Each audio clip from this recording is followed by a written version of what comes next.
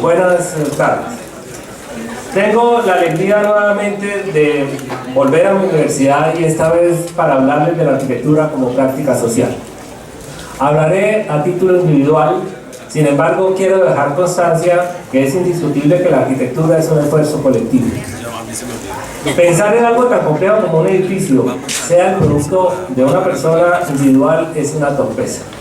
En tal sentido, quisiera empezar por agradecerles a todos aquellos que han hecho posible con su colaboración la producción de los edificios que hoy voy a hablar.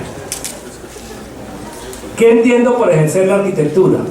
La arquitectura es una de las 6 artes mayores. En tal sentido, es una profesión que requiere de disciplina y oficio. Parto del concepto básico de que el producto fundamental de la arquitectura son las edificaciones. Para establecer qué entiendo por ejercer la arquitectura, lo primero que debo decir es que existe una aceptada confusión de 3 términos: la disciplina, el oficio y la profesión. Y en tal sentido, aclaremos. La disciplina es el conjunto de conocimientos, métodos y saberes a través de los cuales adquirimos la capacidad de actuar ordenadamente para conseguir un propósito. Requiere de competencias, las cuales se definen como la combinación de habilidades prácticas, conocimiento, motivación, valores éticos, actitudes, emociones y otros componentes sociales y de comportamiento que se movilizan conjuntamente para lograr una acción eficaz. El oficio es el trabajo de la labor habitual, por medio del cual ejercemos nuestra disciplina profesional y requiere de habilidades. El concepto de habilidad proviene del término latino habilitas y se refiere a las destrezas y facilidades para desarrollarse en una actividad o área. Es decir, es el sistema de acciones y operaciones dominado por el sujeto que responde a un objetivo específico. La profesión es la acción o el efecto de profesar. Ejercer un oficio, una ciencia o un arte. La profesión, por lo tanto, es el empleo o trabajo que ejerce alguien y por el cual recibe una retribución económica. Por lo tanto, creo que ejercer la profesión de la arquitectura es hacer disciplinadamente el oficio, en todas las acepciones que implique el oficio de hacer edificios. Reducir la arquitectura al oficio de hacer edificios parece un tanto lacónico. Nos parecía más interesante vernos dentro del horizonte mesiánico de la doctrina de la arquitectura moderna, lo que nos aproximaría a convertirnos en algún personaje de la reciente mitología tecnológica que resulta de la escritura que hace Marvel o DC Comics de la mitología griega. Sin embargo, ser los responsables del lugar donde transcurre la vida humana, para mí ya es suficiente responsabilidad. Más bien debemos recurrir al pensamiento griego para establecer de qué manera cumplimos esta responsabilidad, desde la técnica o tecné, entendida como el saber hacer, o desde la poética o poiesis, que consiste en entender el saber hacer. Actuamos responsablemente, entendiendo lo que estamos haciendo al ejercer el oficio de hacer edificios. Basado en lo anterior, y a lo largo de estos años he acuñado unos principios que son producto de los errores cometidos, de la posibilidad que la academia me ha permitido de seguir estudiando y de haber conocido otros, según la prensa local, reconocidos arquitectos. Debo hacer mención que lo más útil de dichas conversaciones es que me di cuenta que son tan humanos como todos los que estamos en este auditorio. Y sin perderles el respeto, les perdí el miedo. Lo que me permitió salir a competir con ellos, y lo más agradable, ganarles. Por lo tanto, debo decir que también es producto de mis aciertos. Estos principios son: la arquitectura es una de las 6 artes mayores o de las bellas artes. No es una ciencia, no es una técnica. Somos artistas. El arte es la expresión sencilla de lo bello y lo bello la materialización de un sueño. El que está en el oficio no puede tener fantasías, debe tener imaginación, ya que ella es la materialización consciente, coherente de la fantasía. El sentido de proyectar un edificio no es lograr la segmentación en compartimentos operacionales, sino la de establecer unas partituras para la orquestación de las actividades humanas. Al proyectar, se debe pensar en el edificio como una bella ruina. Se hacen muchos proyectos, pero un solo edificio. Dios está en los detalles. No solo se proyectan las edificaciones, sino la estrategia de su construcción.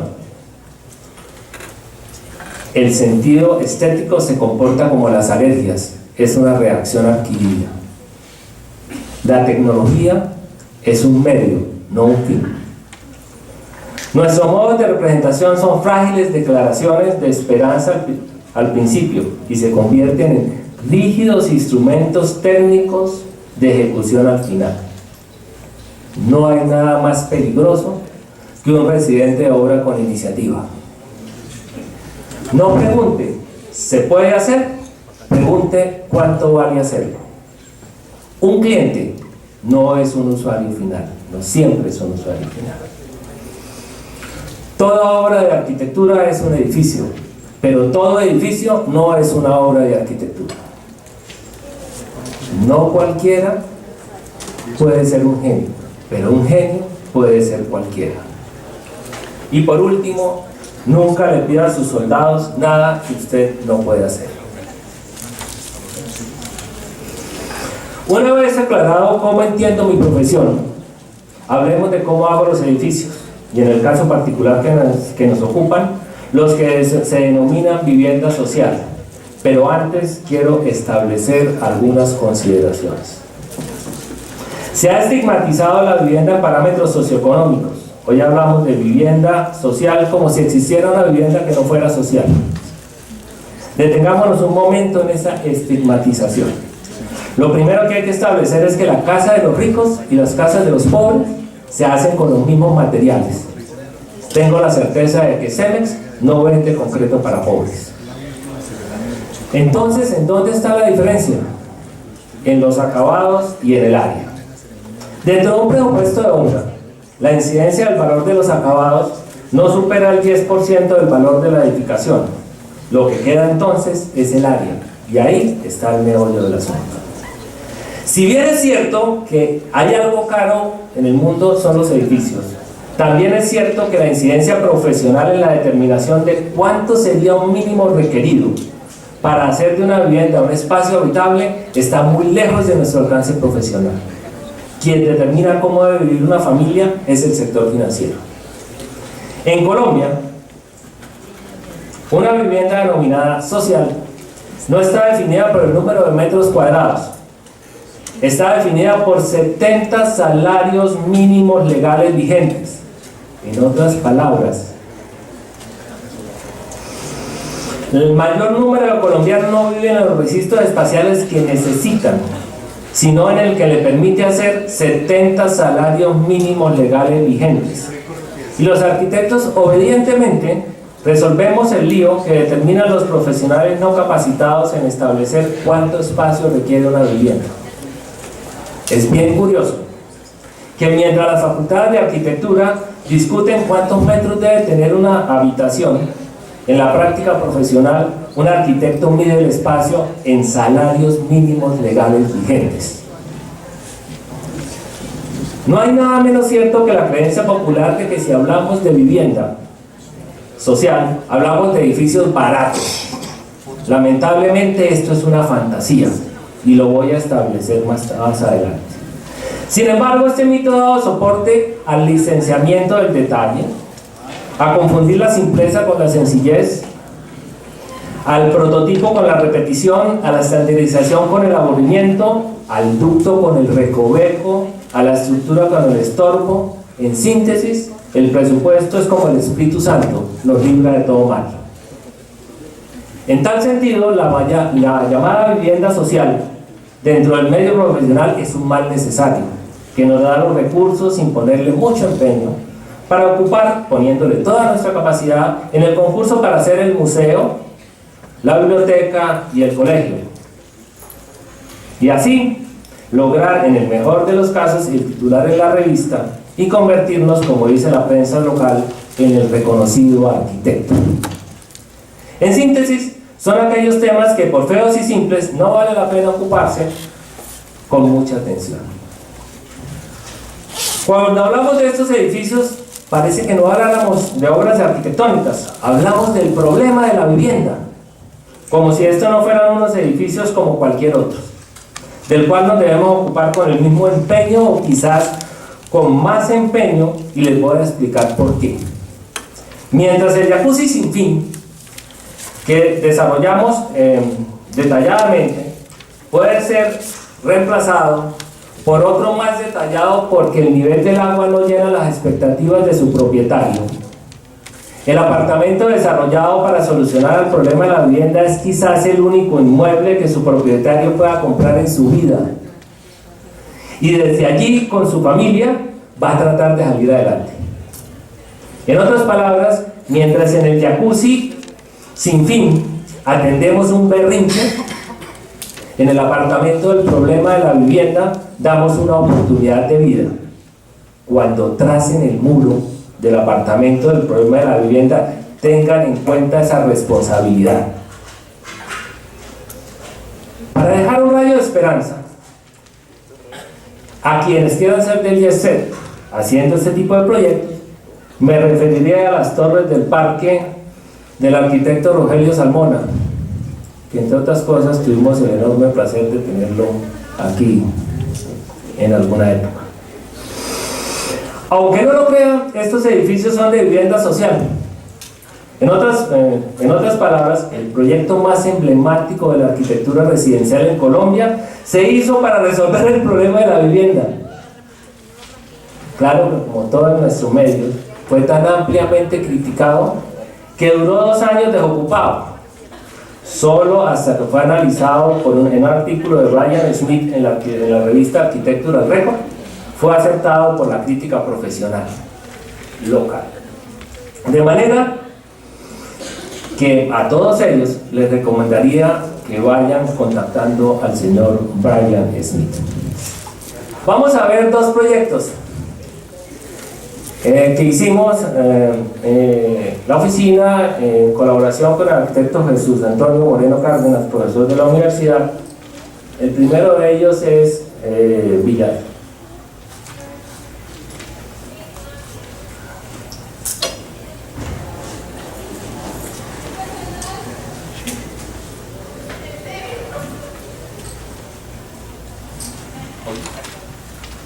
El proyecto consiste se localiza en el área de Piedecuesta y tiene un total de 420 apartamentos, de los cuales 300 son vivienda VIPA y los 120 restantes vivienda BIS. ¿Qué es VIPA y qué es VIP? VIPA son vivienda de interés prioritario para ahorradores, personas con ingresos de 1 y 2 salarios mínimos, y BIS, tengo entendido que va hasta nivel 3 y 4. ¿Sí? 135 salarios. Hay una descripción pequeña que voy a hacer un poquito más detallada en el texto. Y finalmente, en el mes de mayo de 2017 tuvimos el gran privilegio de que nos dieran un reconocimiento especial en el premio CEMEX, y hace 8 días nos entregaron el premio Plomada Camacol por el proyecto de vivienda de interés social. El lote entonces es un lote rectangular del cual se organiza sobre los 2 ejes diagonales del predio, y sobre ese vértice o sobre ese elemento se estableció una estructura de circulación que es la espina dorsal del apartamento. La parte estructural se estableció a partir de un patrón repetitivo de elementos en T que nos servía para establecer el equilibrio de la estructura en las 2 direcciones, y adicionalmente o intercalado a generamos unos ejes o unos elementos, patrones estructurales, pantallas, que nos liberaba completamente la fachada. Este sistema se articuló en 4 edificios por las dilataciones de la ley sismo resistente, y se estructuró y se unió a través de una circulación que funciona a modo de puente, de tal manera que separan los apartamentos y les permite iluminar y ventilar sobre el otro costado. La parte interesante es que se logró que todos los apartamentos miraran hacia afuera. No había servidumbre visual entre ninguno de los 420 apartamentos desarrollados, y lo que se logra finalmente es una torre de 15 pisos con una configuración volumétrica en Z. Bien, esta es la planta del primer piso que se tiene, donde logramos ver cómo se estructuran los cuatro volúmenes arquitectónicos, cómo los apartamentos se estructuran dentro de un sistema que permita la circulación puente con los vacíos. Y aquí en el corte se puede ver perfectamente cómo se estructura la circulación puente con los vacíos y genera estos cañones. Y en el otro corte quisimos mostrar como la rigidez del sistema. ¿Cómo funciona el proyecto? El proyecto se establece con 3 módulos. El primero, que tiene la cocina y sala comedor. El segundo módulo tiene la alcoba principal, las ropas y el acceso. Y el tercer módulo tiene la alcoba auxiliar y el baño. 43 metros eficientes, limpios dentro del sistema, que se articula mediante una estrategia que nos gustó mucho, que fue la de las bandas. Entonces esta fue la banda técnica, ahí van todos los enchufes del edificio. Después viene toda la banda de servicios, todo lo que tiene enchufes, se pegaba ahí. Después venía la banda de circulación, y por último venía la banda de activa, en donde estaban todas las partes operativas del apartamento. Y este sistema entonces nos dejó una libertad compositiva en la parte formal, que se configuró con 2 estrategias. La primera de esas fue la de ceros y unos de códigos binarios, en donde la ventana se colocaba aleatoriamente dentro de un sistema, y la segunda fue la de patrones de color, a modo de píxeles. Entonces se escogieron 4 patrones, los amarillos, los verdes, los azules y los tierras, y se intercaló todo el sistema, ¿sí? Se fue generando un patrón ordenado dentro de todo el conjunto, y de tal manera que iban colocándose de acuerdo a una secuencia, y cuando se unían todos, pues quedaba el edificio más o menos así.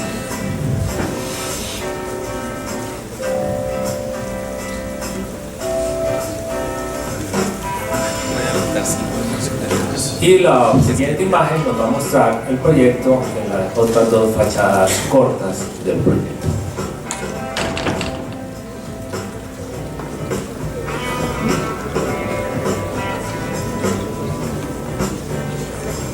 Y ahí ven el color de la vida, como dicen los maestros de obra, así quedó.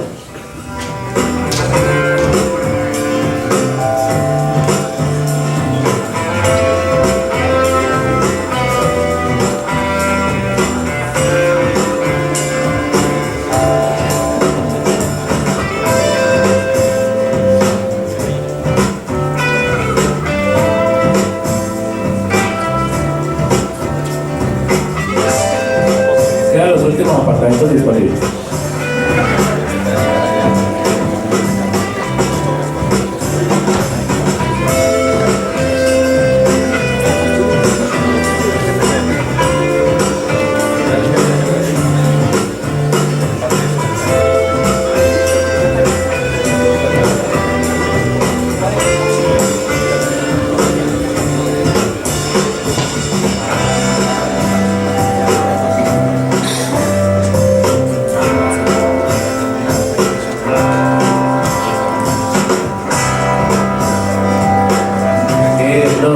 Los propietarios de apartamentos orgullosos de la estructura de colores, ustedes se fijan, cada quien tiene que usar la camisa del mismo color de la fachada de su apartamento.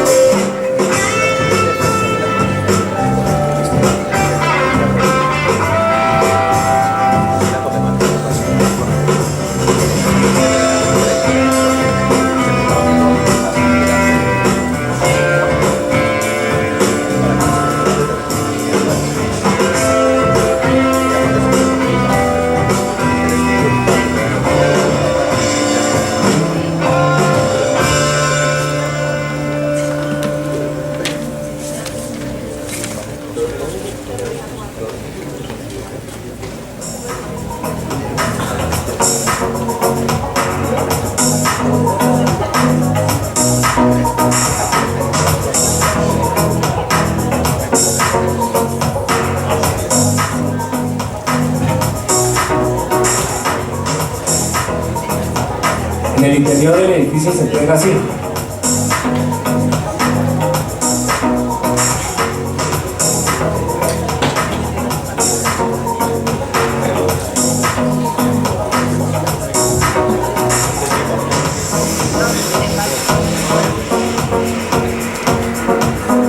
Estos son los vacíos, los elementos de los que hablábamos, de los puentes, para que no se conectaran las personas con las partes privadas de los apartamentos y permitieran su iluminación y ventilación, y ellas a su vez se abren sobre el exterior.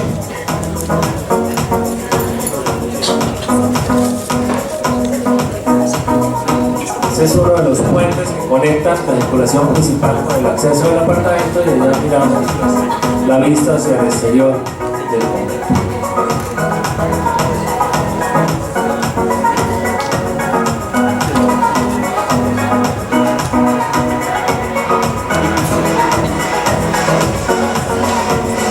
Como ustedes ven, es una zona suburbana de expansión.